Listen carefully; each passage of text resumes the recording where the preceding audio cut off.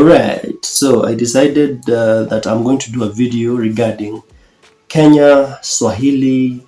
This is obviously because a lot of Genshin Impact fans discovered me due to the Natlan Symphony reaction I did. So I'm going to be discussing Kenya, tribes, culture, and Swahili, just stuff to do with Kenya and tribes and stuff like that. So I have a video that I'm going to use as a sort of like show and tell, so that you don't just watch me talking. And a small intro about me. I'm 31. Let's start there. I'm 31, born July 1, and my actual name is Edward Nderitu. So Nderitu, Nderitu. This is important because there is Nderitu with an I instead of an E, which is Nderitu, the way it's written. Mine is Nderitu. This is important because like in campus, when you go to enroll yourself for campus in Kenya, if you write your name wrong, that can be taken as a whole new person. In fact, even in your ID, if your name is written wrong, that can be taken as a whole new person. And Derito is a popular Kikuyu name.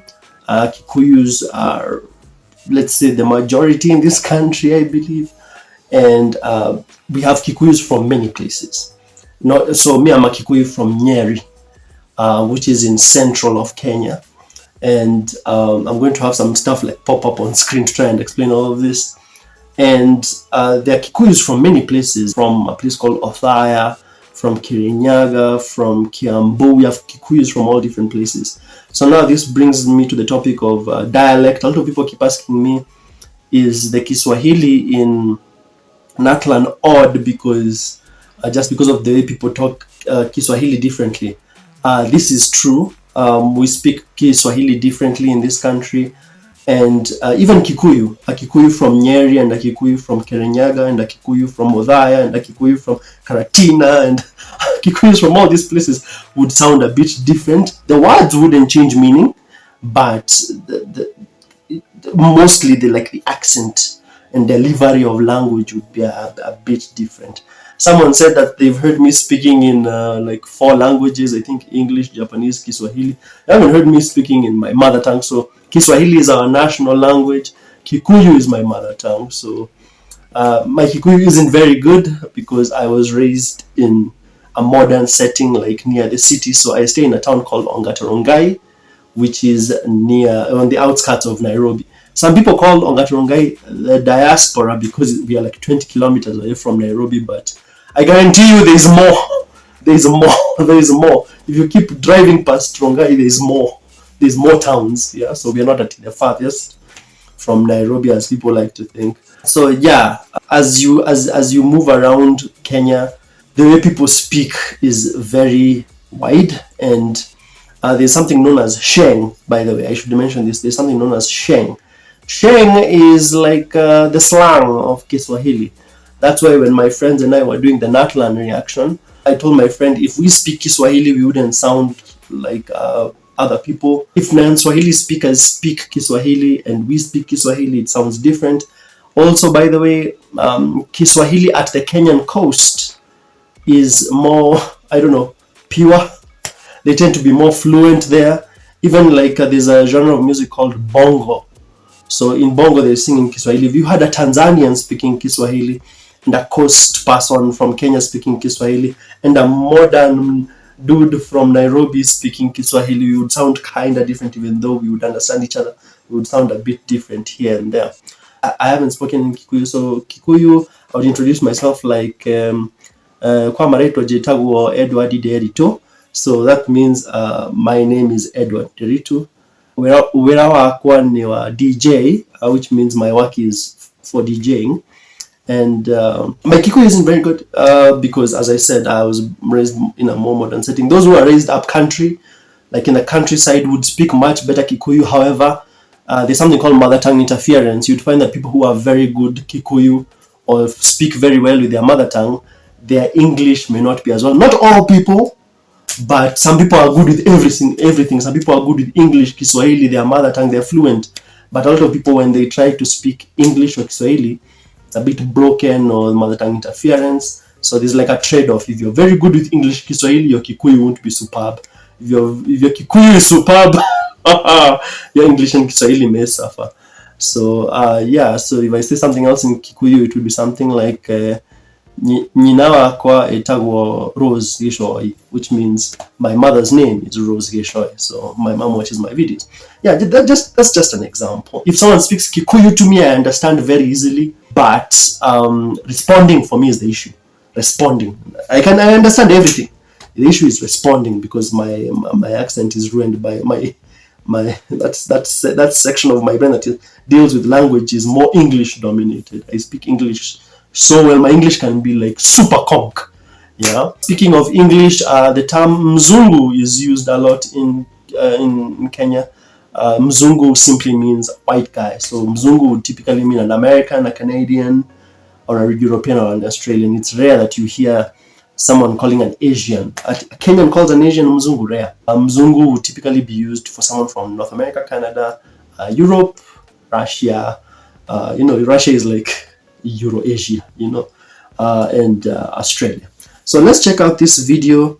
That was just the intro to this video. I just want you to watch this, and I'm going to use it for the purposes of commentary. Let's check it out right now.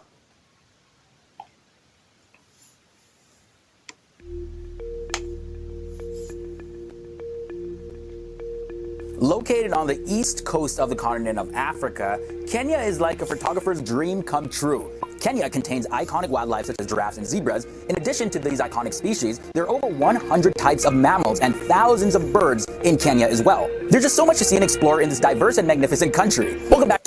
Actually, this image he's showing me in Kenya as well. There's just so much to see. This image is showing me literally. So right now I'm in my mom's house. I have my own house, but this is my mom's house. I'm just here visiting. So if you watch my older videos, you'll see me in my house. So my mom's house, if you walk that way, literally that way, you will find a place that looks like this. There's a river near where I live. So you can literally just go for a very nice nature walk in that direction. You can literally just walk outside my house and go down that way for an extremely cool nature walk. I'm not like in the city, I'm like in the suburbs, yeah. And explore in this diverse and magnificent country. Welcome back to FTD Facts. My name is Leroy Kenton, and more recently than not, a lot more viewers from Africa started tuning in. Ever since we did a video on Nigeria, and Dave also did a video on South Africa. A lot of you guys. Also, by the way, yeah, we do have like Nigerians living in Kenya. We also have, I think, Somalis. Yeah. I started watching, so welcome. And a bunch of you guys started saying, hey, you guys should do facts about Kenya.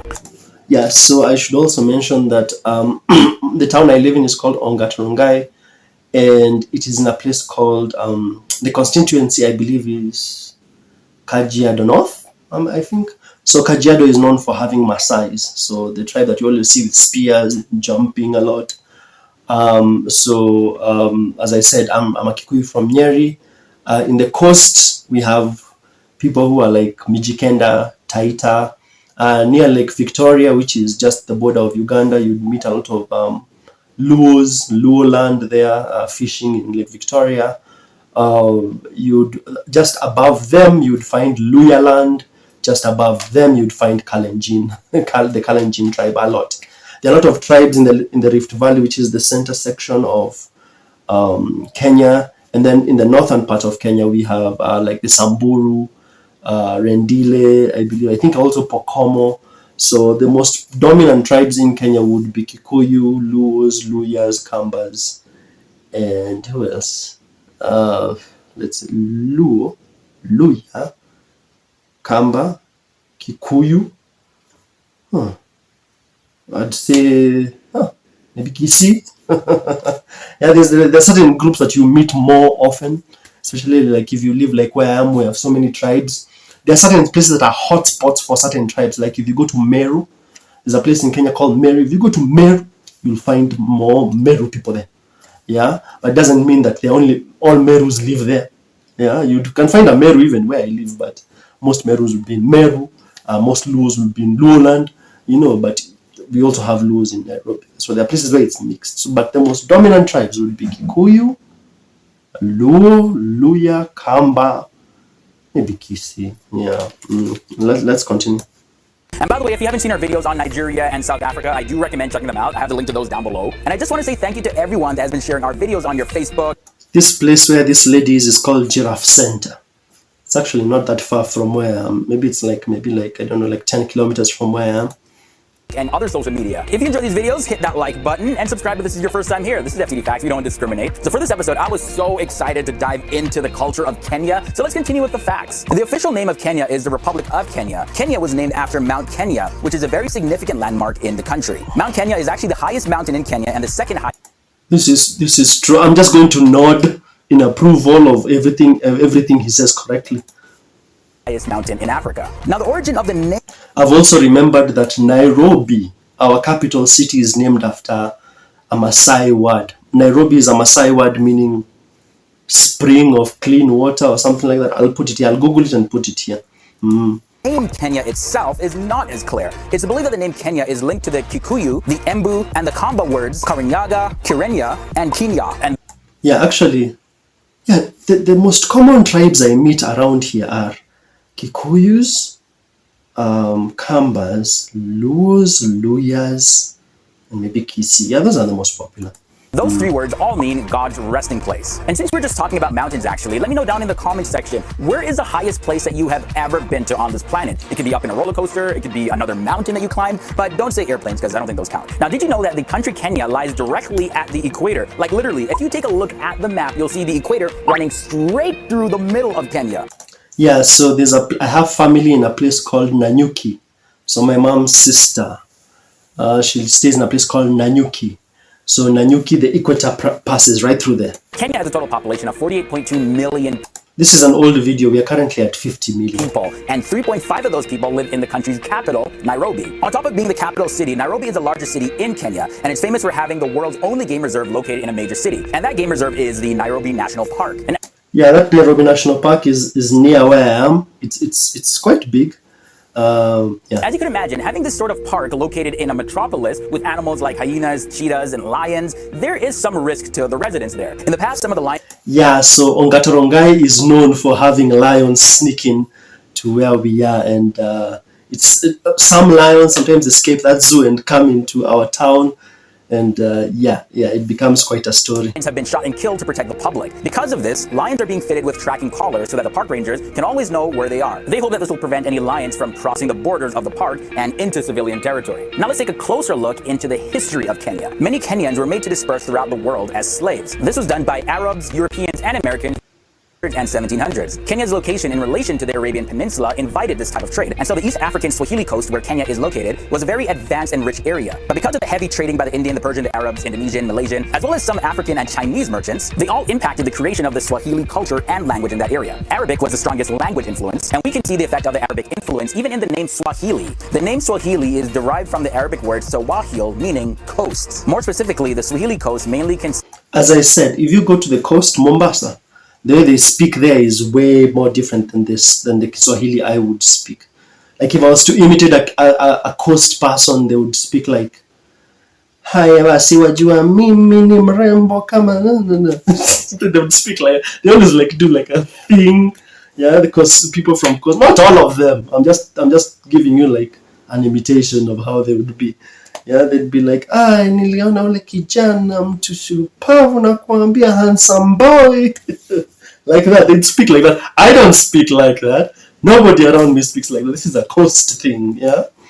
Of the areas along the shores of Kenya, Tanzania, and northern Mozambique. Also, some of the Indian Ocean islands, such as Zanzibar and Comoros, they can also be included in the term Swahili coast. Now, when the British Empire eventually dominated that area, they established what was called the East African Proctorate in 1895. And from 1920 onward, it was known as the Kenya Colony. That lasted until Kenya gained its independence in 1963. That was when the colony came to an end when a black... Yeah, our Independence Day is 12th December 1963. Majority government was elected for the first time and eventually declared Kenya's independence. Since then, Kenya has grown in population and reputation, and Kenya is also home to many notable figures. Barack Obama Sr., the father of former US President Barack Obama, was born in Kenya. As well as, did you know that Richard Dawkins, the famous UK biologist, was born in Kenya? He rose to fame for his 1976 book, The Selfish Gene. As well as he was the person that coined the term meme. And many of you probably recognize this guy, David Rudisha. He's a 2012 and 2016 Olympic champion. Yeah, so there's a place in Kenya called Eldoret. A lot of Kalenjins stay there. If you go to Eldoret, you most likely meet a lot of Kalenjin. That's also where our current president is from, around that region. So yeah, a lot of Kalenjins. I don't think Rhodesia is a Kalenjin, but a lot of Kalenjins are the ones that you see running and winning these Olympics. The tall, slender dudes with like really long legs. Yeah. World champion and world record holder in the 800 meters. And here we have the fashion model Malika Firth. She began her I don't know about her though. career at the age of 17 years old. She first gained attention by being the first black model in almost 20 years to appear in a Prada advertisement after Naomi Campbell. In terms of the ethnic groups in Kenya, it's reported that there are over 70 ethnic groups. And within those ethnic groups, over 30 different languages and dialects are spoken. And Swahili and English are the official languages of Kenya. The biggest ethnic group There are certain tribes that tend to be more like traditional than others. An example is Maasai. Maasai are very traditional. Also, there's another tribe called the Bukusu. Bukusu on TV, we're always seeing like them doing like traditional circumcisions. Not the whole thing on screen. They have like, they take like, if a boy is supposed to undergo that rite of passage, they like wake him up and like have him go to the river and become numb. And then they like plaster him with mud and then have him walking the street as people are dancing, as they're celebrating that he's about to become a man. Stuff like that. Yeah, so some cultures are more traditional than others. Some adhere to their customs way harder than others. in Kenya is the Kikuyu. But despite having so many different ethnic groups, these tribes language groups. And within those ethnic groups, over 30 different languages and dialects are spoken, and Swahili and English are the official languages of Kenya. The biggest ethnic group in Kenya is the Kikuyu, but despite having so many different ethnic groups, these tribes can be split into three main categories: the Bantu, the Nilotic, and the Kushites. Now when you move to the southwestern part of the country, you'll notice a pretty big lake. That's Lake Victoria, and it was named after Queen Victoria, of course. Lake Victoria is the world's second largest freshwater lake. Now the explorer who gave it the name Lake Victoria was John Hanning Speke, and this was during an 1858 expedition to find the source of the Nile River. The Nile River, of course, is a river that is regarded by most people as being the longest river on the planet. Now when it comes to food, the staple meal in Kenya is ugali. Yes, this is true. So ugali and githeri, these two are like very popular where I am. So githeri is more of a Kikuyu meal, and ugali is eaten by like everyone. It's eaten with veggies, chicken. Yeah, there's also something known as chapo, which is like a pancake. Yeah, I mean, pancake and chapo are different, but I'm just giving you the picture so that you understand. It looks so good. Like, I want some right now. This is a meal made from several types of flour, including My ugali cooking skills are terrible. cornmeal. It's also normally accompanied by stew, and it's enjoyed. It needs you to heat it, stir it, wait for it. Like this is like a science behind it. My mom does it so well, but me, mine, no. Mine, no. Weddings as well. For any Kenyans watching, let me know down below, what would you rate ugali on a scale of 1 to 10?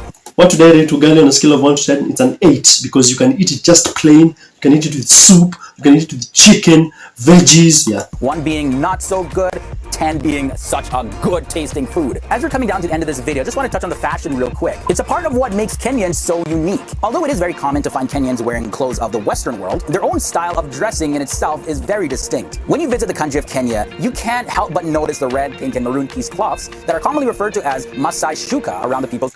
Yeah, Masai Shuka is a very popular thing. Like, it's a very noticeable thing here in Kenya. I think my mom even has one because she travels a lot.